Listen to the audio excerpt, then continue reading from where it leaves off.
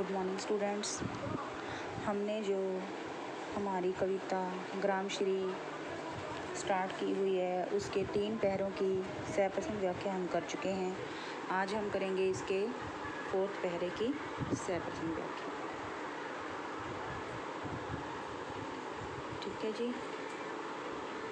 तो 4th para हमारा यहाँ से स्टार्ट होता है।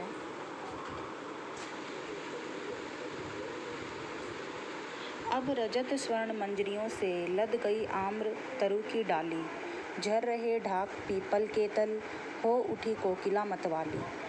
महके कटहल मुकुलित जामुन, जंगल में झरबेरी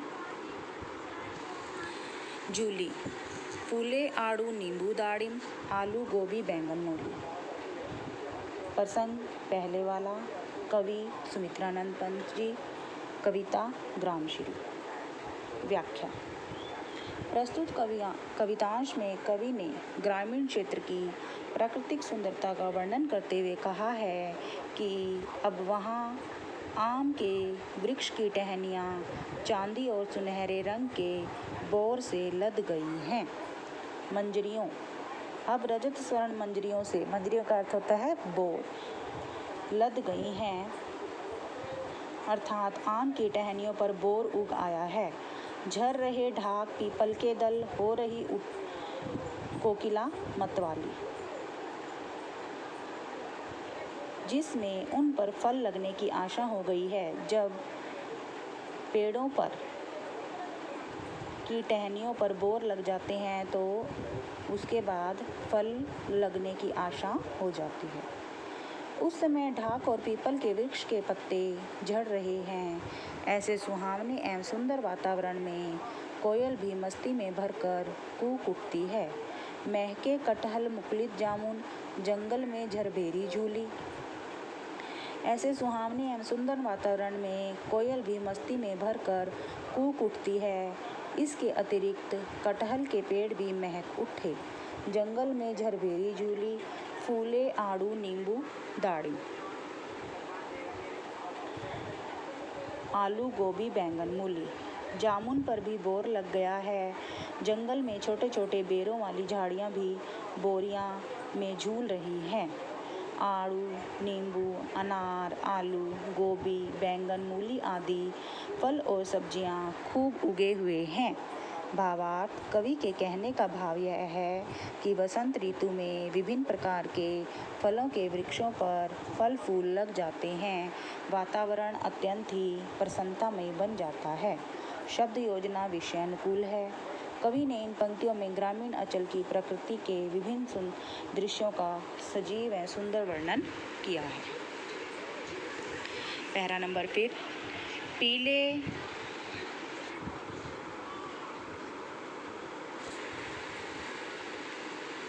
पीले मीठे अमरूदों पर अब लाल चितिया पड़ी, पक गए सुनहले मधुर बेर, अमली से तरु की डाल जड़ी। व्याख्या। कवि ने खेतों में लगी सब्जियों एवं फलों पर लगे वृक्षों पर लगे फलों का वर्णन करते हुए कहा है कि अमरूद के पेड़ों पर लगे अमरूदों पर अब लाल लाल चिन्ह पड़ गए हैं। पक गए सुनहले मधुर बेर, अमली से तरु की डाल जड़ी। इनसे पता चलता है कि अमरूद अब पक गए हैं। इस प्रकार बोरियों पर सुनहरे रंग के मीठे मीठे बेर लग गए हैं। अमली से तरु की डाल जड़ी, लह लहल पलक महमल, धनिया लौकी और सेम फली फैली। आंवले के वृक्ष की टहनियों पर आंवले भी लदे हुए हैं अर्थात अत्यधिक मात्रा में लगे हुए हैं। खेत में खड़ी पालक लहक रही है और धनिया भी सुंदर लग रहा है। लौकी और सेम के बीज भी की बेलें भी अब फैल गई हैं, जिन पर लौकियां और सेम की फलियां लगी हुई हैं। मखमली टमाटर हुए लाल, मिर्चों की बड़ी हरी थैली। अब मखमली टमाटर भी पककर लाल रंग के हो गए हैं और मिर्चों के पौधों पर भी अत्यधिक बड़ी बड़ी हरी मिर्चें लगी हुई हैं। भावार्थ: कवि के कहने का भाव यह है कि ग्रामीण अंचल में तरह तरह के फलदार वृक्ष हैं जो वहाँ के लोगों को स्वादिष्ट फल देते हैं और खेतों में भी तरह तरह की सब्जियाँ उगाई जाती हैं। पैरा नंबर 6, बालू के सांप से अंकित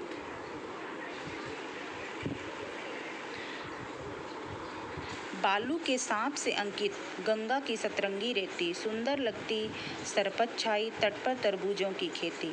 अंगुली की कंघी से बगुले कलगी समराते हैं, कोई तिरते जल में सुरखा पुलीन पर मगर उठी रहती सोई। प्रस्तुत पद्यांश में कवि ने गंगा तट के सौंदर्य का वर्णन करते हुए कहा है कि गंगा के किनारे बिछी हुई सतरंगी रेत व हवा के कारण बनी हुई लहरें सांपों के समान लगती हैं। गंगा के तट पर उगी हुई घास बहुत ही सुंदर है।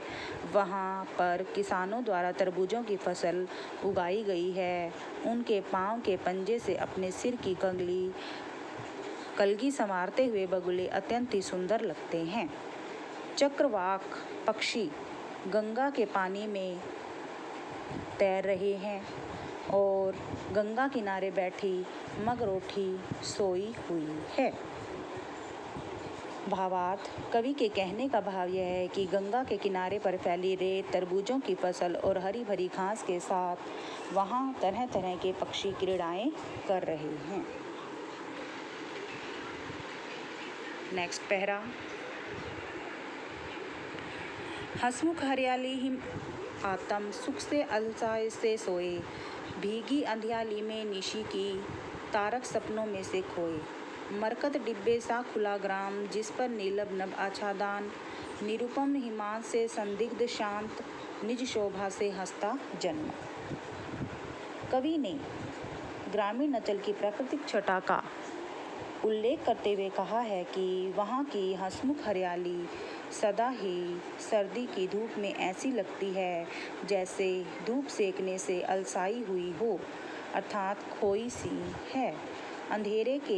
रात के अंधेरे में वही हरियाली भीगी हुई सी लगती है और नीले नभ पर रात्रि को चमकते हुए तारे सपनों में खोए से लगते हैं। सर्दी की ऋतु में चमकती हुई धूप में गांव पन्ना नामक रतन का खुला हुआ डिब्बा सा प्रतीत हो रहा है, जिस पर नीलम नभ आच्छादन, निरुपम हिमांत के संदिग्ध शांत। हिमांत में अत्यंत सुंदर, शांत और अनुपम गांव अपनी शोभा से सबके मन को आकृष्ट करने वाला है। भावार्थ: कवि के कहने का भाव यह है कि गांव के आसपास छाई हुई हरियाली सर्दी की धूप में अत्यंत ही सुंदर लगती है। ओके स्टूडेंट्स, तो ये थी हमारी ग्रामशीली कविता के 7, 4, 5, 6 और 7 पैरों की सहप्रसंग व्याख्या। आप इन व्याख्याओं को लर्न करेंगे और उसके बाद अपनी फेयर नोटबुक पर राइट करेंगे। Okay, thanks.